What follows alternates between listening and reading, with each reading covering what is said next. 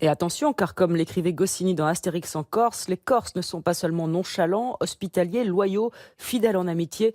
Ils sont plus que tout cela, ils sont susceptibles.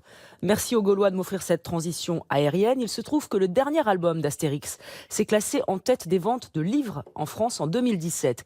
Et avec ce succès, c'est tout un secteur qui est en pleine forme.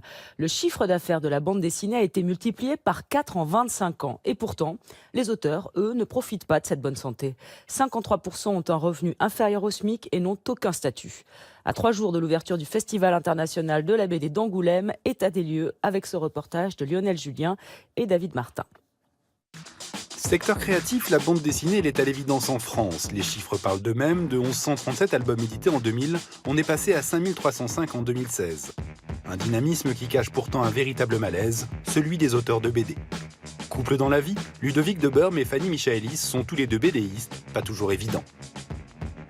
Est-ce qu'on ne vit que de la bande dessinée en ne faisant que de la bande dessinée? Je pense que c'est quand même de plus en plus rare. Aujourd'hui, vu l'économie dans laquelle se situe l'art en général, comme tout, mais y compris la bande dessinée, on peut difficilement en vivre. Vivre seulement de ses créations, ce n'est pas toujours évident. Ainsi, sur Epiphania, remarquable dernier album de Ludovic, Fanny a en plus de son travail mis les planches en couleur. Un revenu supplémentaire qui masque des contraintes plus générales.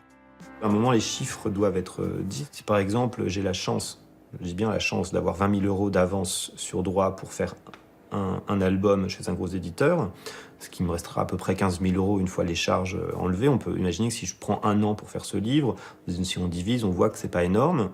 Donc ma logique, d'un seul coup, ça va être de dire, je vais pas en faire un, je vais en faire 2. En termes de création, c'est vraiment, là par contre, on sort complètement de la possibilité de vraiment réussir son travail, quoi. Un temps réduit pour créer et surtout les difficultés économiques. Aujourd'hui, 53% des auteurs ont un revenu inférieur au SMIC. Alors pourquoi ne pas imaginer un statut spécifique à l'image de l'intermittence qui alterne période travaillée et période indemnisée par l'État? Est-ce que l'État devrait intervenir? En tout cas, on peut vraiment se poser la question, effectivement, d'un statut, d'une manière de cotiser au régime général qui permette aux auteurs de débrayer quelque temps, juste pour pouvoir se consacrer effectivement à leur travail.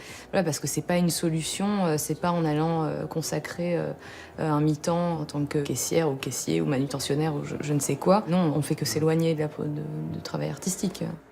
Un accompagnement nouveau peut être imaginé pour le secteur de la BD en plein essor, pourtant fragile par la condition accordée à ses auteurs.